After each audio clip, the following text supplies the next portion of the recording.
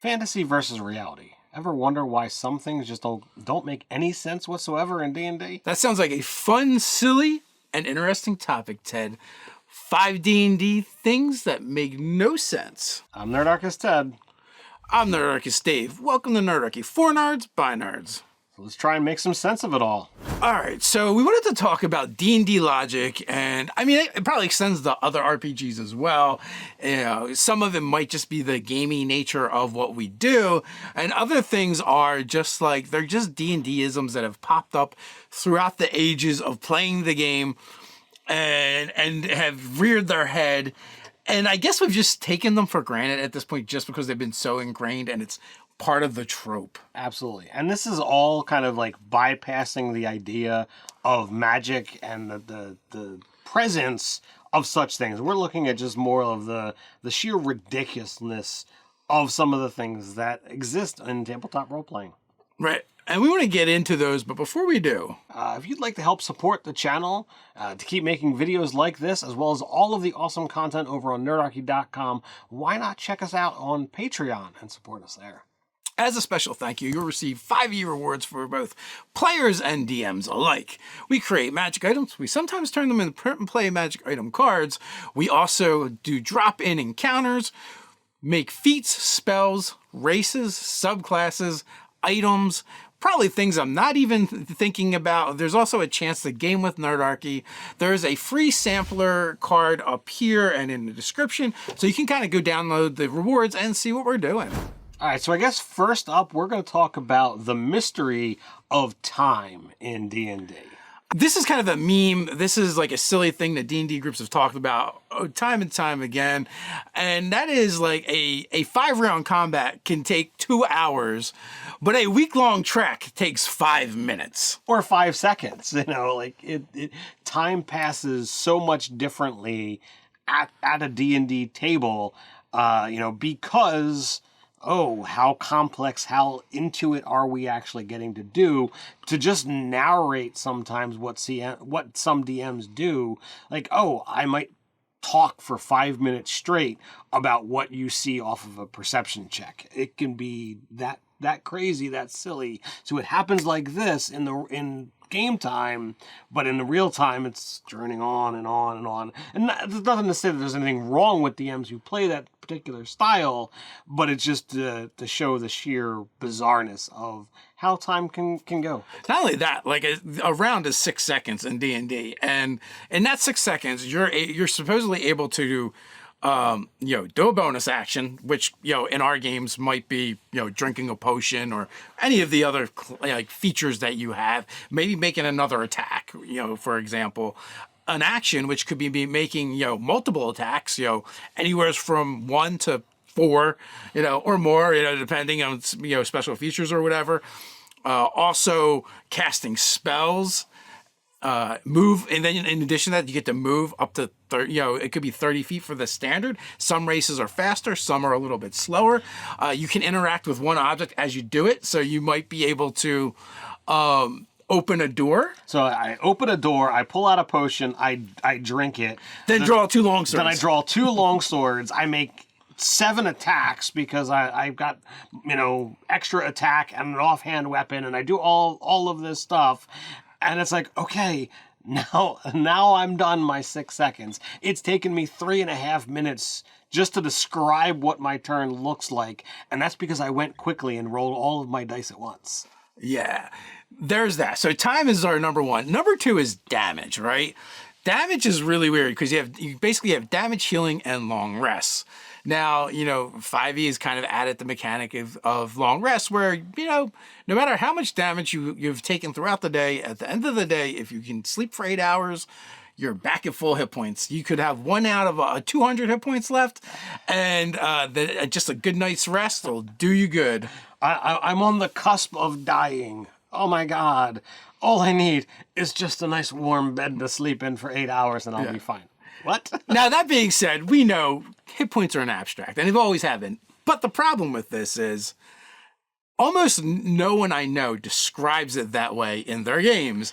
Like even like professional streamers and people that actually probably wrote the game when they run their games, it's like, you just got stabbed by a longsword, you were just slashed by that dagger, you just got burned and singed by a fireball. No one is like, you're kind of weary and tired getting out of the way of that fireball. We've tried doing that in our games, and it does not feel good, as exciting. It doesn't feel like that you've really taken damage, because it's like, all right, well, you've got 200 hit points. I've done 39 damage to you. Okay, that might represent a significant portion, but it's still like, all right, I'm good. I'm fine. Let's just keep going. So to say that, you have to evade aggressively to get out of the way and you're somewhat winded is not as, cool as, all right, you've just been stabbed and run through for 7 points of damage. It's like, okay, all right, these heroic characters can survive these cataclysmic attacks over and over and over again. Oh, I've been run through and stuck with arrows. I've got 37 attacks coming at me and I'll be fine. Yeah, like the movie Hero, when like he goes down and you just see the cutout of where he was standing from arrows. Yeah, and also like the same people that really don't like the long rest mechanic, and they're like, only magical healing could work in my world. And it's like, to me, like that's the other end of the ridiculousness. Like, oh, okay, you're gonna get stabbed over and over again and be fine, like, but it's all except for magic. But sleeping it off is a bridge too far, because generally those people also believe that you are actually taking physical harm and being hurt, and that's why only magical attacks work. And even if, right, we want to go, oh, I play gritty, real D&D, and like, it's realism. Yes, the human body can survive a lot of damage and the possibility of not dying. But you're not functioning. Like, you're not going to be fighting, a horde of goblins like it was nothing if you survive said trauma and damage. So none of it's realistic. You got to hand wave it all. It's just a fun part of the game. All right, now here is the fun one that's existed throughout numerous editions of the game. The impossible becomes possible.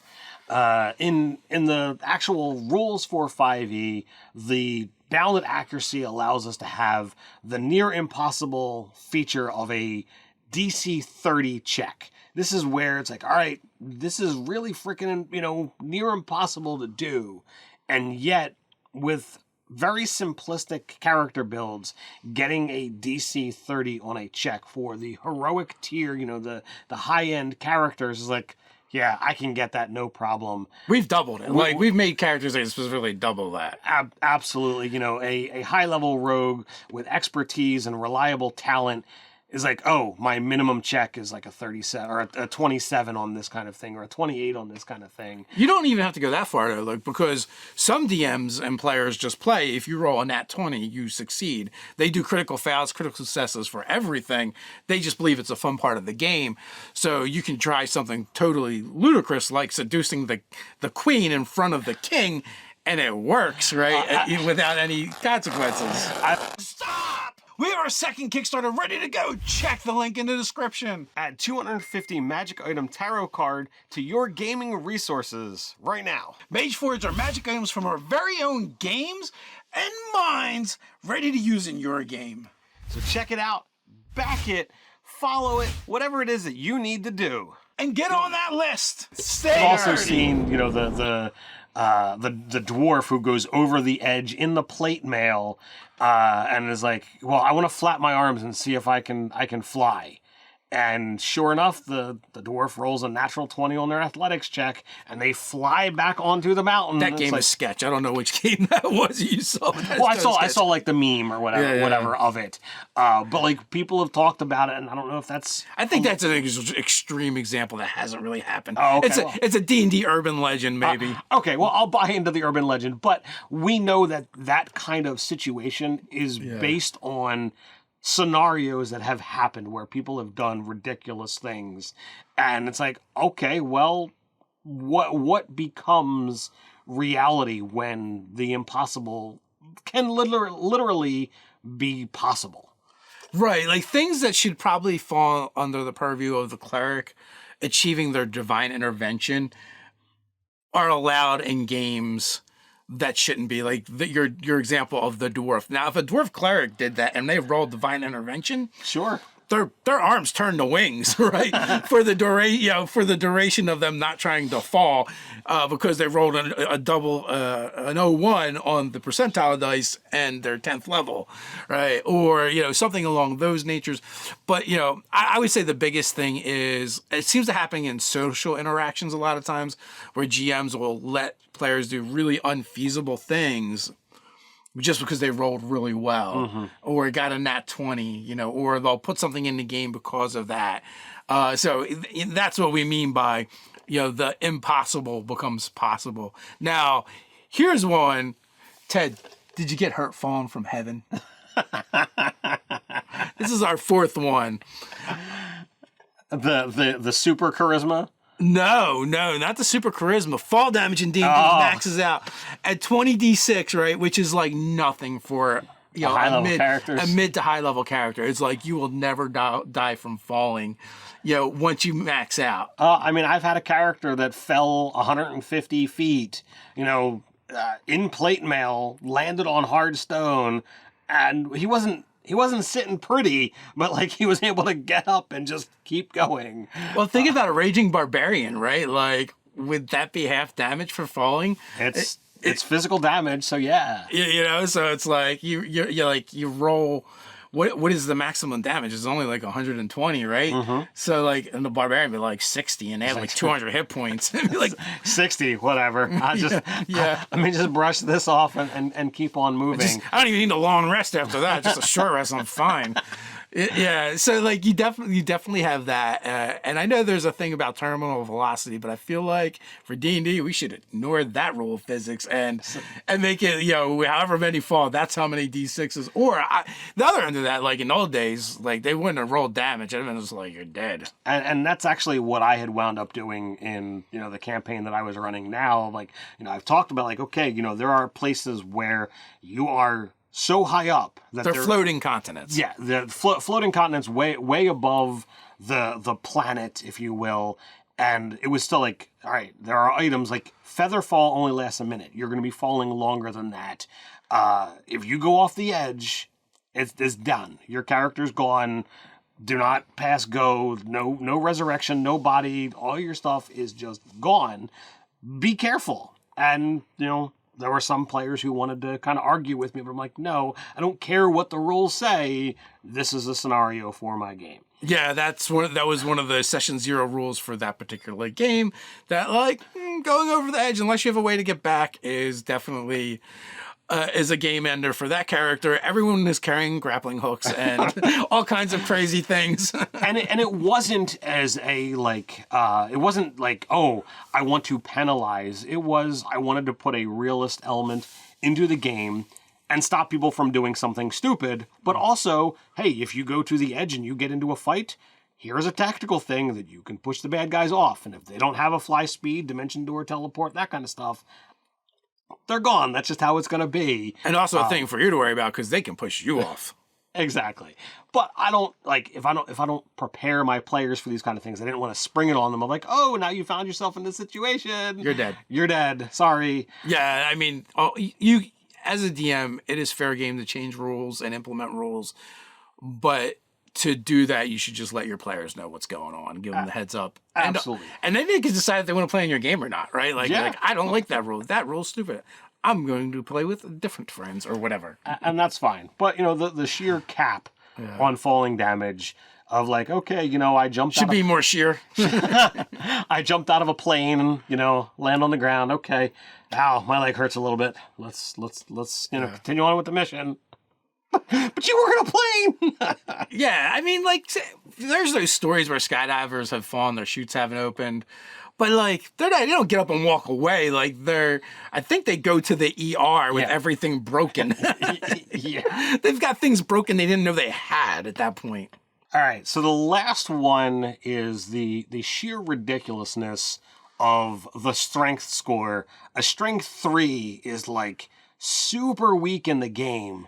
But when you look at the math of what you can do with that, In real life, you're not even the 90-pound weakling. It's like, yeah, that's supposed to be like, a 3 strength is you're an adult, you weigh like 80, 90 pounds, and, you can barely do anything. But looking at the math here, like, oh, you've got a carrying capacity of 45 pounds, and you can push, drag, or lift 90 pounds. Yeah. All right, yeah, that's definitely below what a lot of people can do. But, like, come on, once you start kind of drawing up your strength scores, like we had done a whole video on how ridiculous strength is and how the average of 10 is so drastically different than what a human normally can do in the real world. I mean, I'm going to cheat and go to the notes, right? Because we even looked up, and Ted knew some of this, because he was a Boy Scout, or I guess, are you still a Boy Scout? Are you always a Boy Scout? It's like being a Marine. Yeah, basically once you make Eagle, you're a Scout for life. Yeah. But. So, backpack weight for backpacking and hiking, a loaded backpacking pack should not weigh more than about 20% of your body weight. If you weigh 150 pounds, your pack should not exceed 30 pounds for backpacking. A loaded day hiking pack should not weigh more than about 10% of your body weight.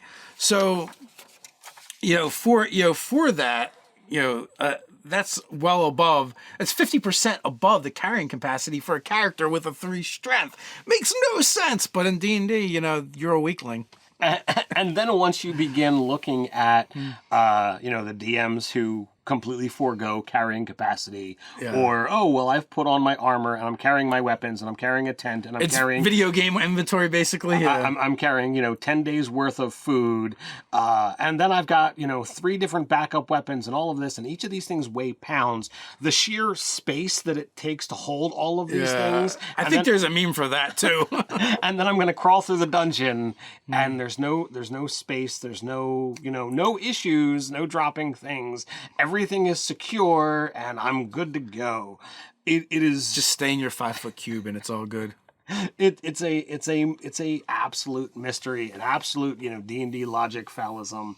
But when you look at it, it's crazy. And I've done backpacking with weight where we literally had to pull everything out and be like, okay, we're gonna weigh your pack, and you have to get down to this. And this I was 16 years old, and it's like, okay, I'm 120 pounds, and I'm one of the older kids in the troop.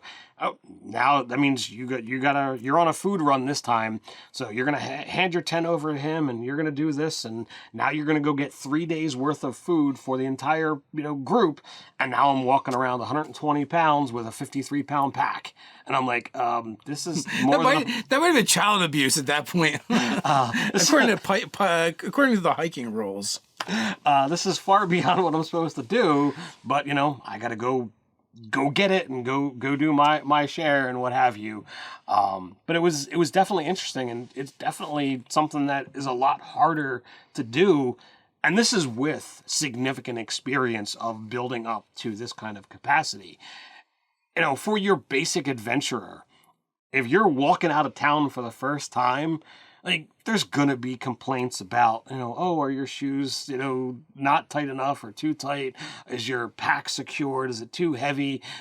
These are all things that are kind of ignored, and, it's crazy. It's not fun. It's not a good element to have brought into the game, but it's one of those things that make you think, But, the question is, what are the things that come up in your games that defy D&D logic, and you just kind of, they're D&D logic, but they defy real logic, and you guys just kind of shrug your shoulders and go, oh, whatever, we're playing D&D.